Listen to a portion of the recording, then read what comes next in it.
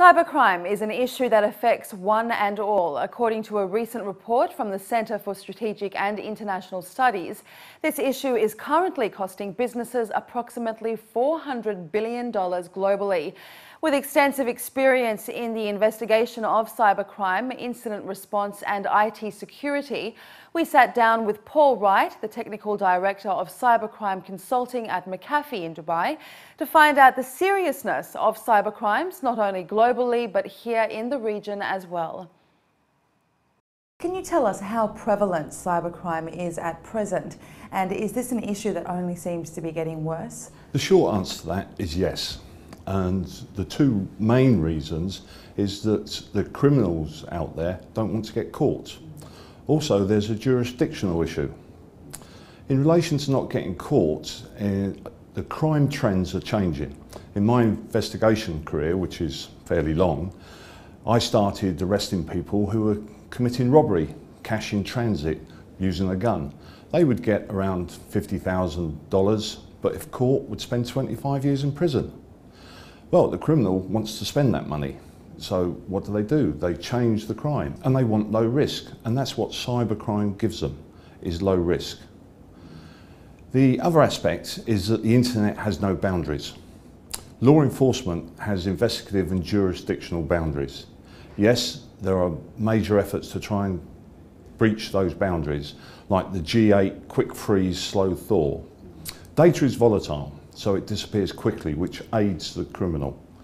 With the quick freeze, slow thaw, a country A will contact country B and ask them to freeze that data. Then they slow thaw is the legal process to obtain it. But all of that assists the criminals. Other reports support this, so it clearly is, there is a big cost to cybercrime. Is it a true picture of cybercrime? No. And the reason for that is that organisations are reluctant to report cybercrime. Again, efforts are there to try and get them to report it so we have a true picture. So we see the modus operandi of these criminals, so we can instigate better investigative measures and better e-crime prevention measures.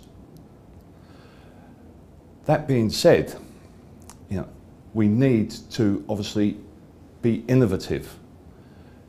We're always going to play catch up to the criminal. They're going to be in front. They're businessmen and women. They want to make money. So we've got to be innovative, and it's how far we're going to play catch up.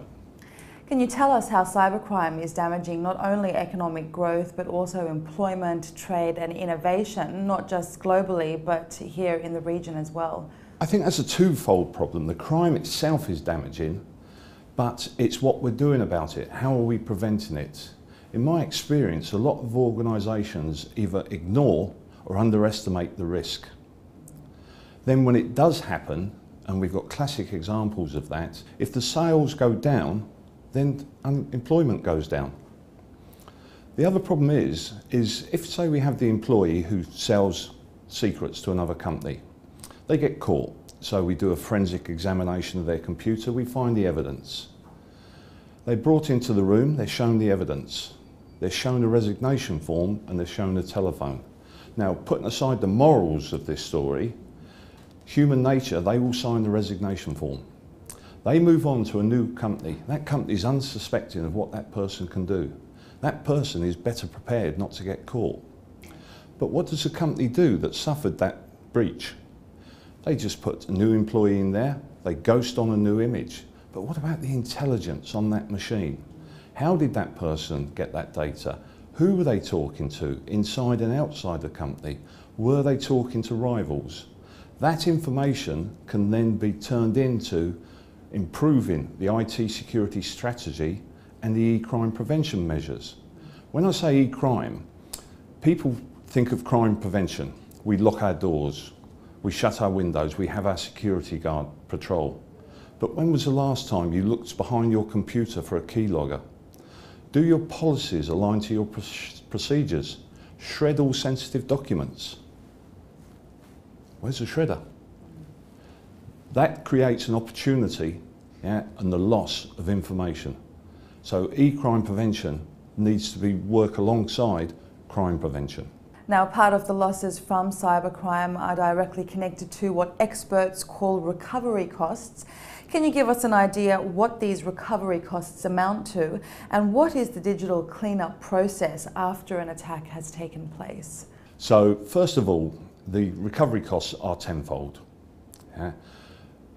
You've got to look at the organisation. Are they ready? What is their state of readiness for a cyber attack? So those that are not ready, it's going to cost them more. Those that are ready, it's going to cost them less. Simple thing there is downtime. A company that are ready for an attack will have in place policies, procedures, processes, disaster recovery plans, business continuity, crisis management. Other organisations may not have any of that. So the cost will vary depending on your readiness. When the incident occurs, you have to bring in the likes of our cyber defence team, which was formed in this region in 2013 and is the only one in the region at this time. You bring them in and they will be there for at least a week. That may be one person, 2 people, 6 people.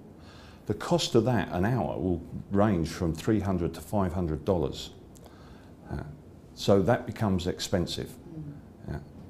Whilst they're in there, they will give recommendations on security. Now they will be tactical and strategic. Tactical means we need them done now, you are vulnerable.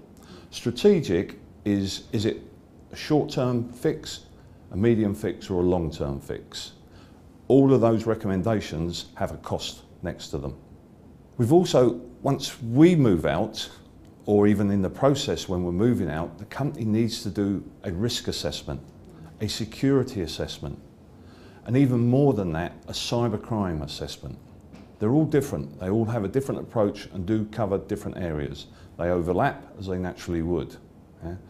But the organisation has got to improve its security, IT security. Now that's going to cost money for products and services.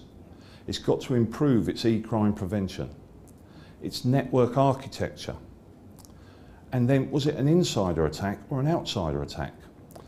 Most attacks come from the outside, but the most damaging are from the inside because that individual knows the system, yeah, knows the setup, so they become the most damaging. What companies need to do is consider insurance.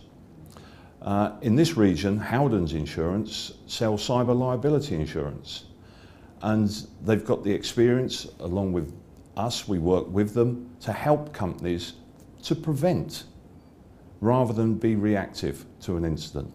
Now, obviously, cybercrime does not only affect countries and businesses, but also individuals on a personal level as well. What are some of the common scams and threats that people need to be aware of and try to avoid? And are there support systems for those that have suffered from a cybercrime? There's 2 areas with regard to the individual. The figures in the report relate to where an individual is given data to an organisation, so they store that individual's credit card number. Yeah. The individual has no control over that. It's up to the company. Has the company got security in place? Is that data secure? Is it encrypted? Has it been copied? Has it been forwarded? The individual won't know that. He's got to put the trust in the organisation. And we have to give trust. It's like, how can I make my computer safe? Well, put it in a room, shut all the doors and don't use it. Then it's safe. But we need to do business. We need to, function in our lives. So we have to interact. Yeah? So what you've got to think, am I going to be the low-hanging fruit on the tree that can be easily picked? Or am I going to be up the tree? Because you're on the tree, organisations and individuals. Am I a target of choice or a target of opportunity? Do I hold something that the bad people out there want? So you've got to think of those, both organisations and individuals. Coming back to the individual needs to ensure that their computer operating system is updated, patched. They need to ensure that their antivirus, like McAfee antivirus, is up to date. If they're doing any transactions, they need to look into the browser, the URL, the address, the telephone number at the top. And it needs to be HTTPS, which says it's a secure tunnel. Yeah? They need to think twice. Do I need to give this person my information? Yeah. Do I need to share this data? Because once it goes, you can't get it back. That's gone. It's the same as posting information on the internet. It's out there for all to see. The other thing is use of social media for the individual. Recently, I was contacted on a social media network by some recruiters, some lovely looking ladies, but their profiles all seem to be the same. And being a suspicious person by nature of so many years of law enforcement and investigating in the private sector, I looked into it. To cut a long story short, there was about 40 different profiles. These were not ladies, these were made up individuals. It was an individual in another country wanted information from C-level businessmen, wanted their telephone numbers, their emails, their CVs. They were putting it onto a database and then selling that database for marketing, which is fair enough, but the individual that provides that information, again we go back, has it been copied, is it secure, has it been forwarded? But if I was to put on my criminal head, know thy enemy, I would go buy that database because it's a source of intelligence. And criminals out there share intelligence. So I would then have all this intelligence to then see what crimes I can use, who can I target, is one of my targets on there? So there are a lot of dangers. We do have to use the internet, we do have to use the computer. There are websites online like Get Safe Online, a very good website that will give you advice across the board, right across the board with regard to computer crime, keeping your computer safe. And people need to look at that, keep up to date. I guess finally, what measures have been put in place to combat cybercrime, not only by governments, but also through public and private partnerships as well? I think the question needs to be what measures should take place. Because it's not if you're going to get attacked, it's when. And if we talk about organisations now and not the individual, because as I said before, they're business and business women out there, they want to make money. They're going to get more money out of organisations than they are the individual.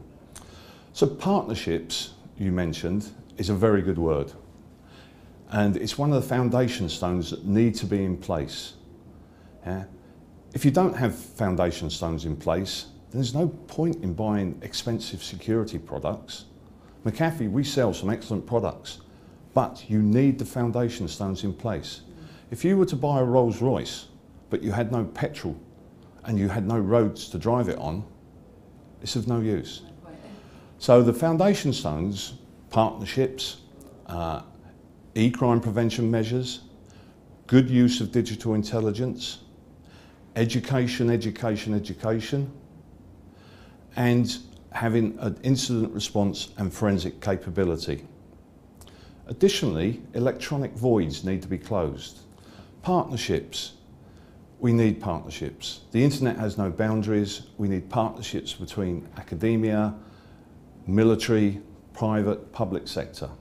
History shows us that partnerships work.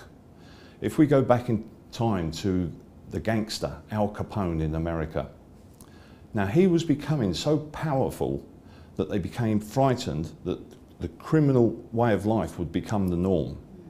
So an array of businessmen got together called the Secret Six. It wasn't Elliot Ness or Johnson, the district attorney, or the taxman Wilson that actually brought Capone down. They played their part, but the businessmen assisted in bringing Capone down. And Capone in 1932 said to the Chicago Herald, I got licked by the Secret Six. Now, do we need a high-tech Secret Six today? Yes, we do. Is that happening? Yes, it is. Is it happening fast enough? I don't think so.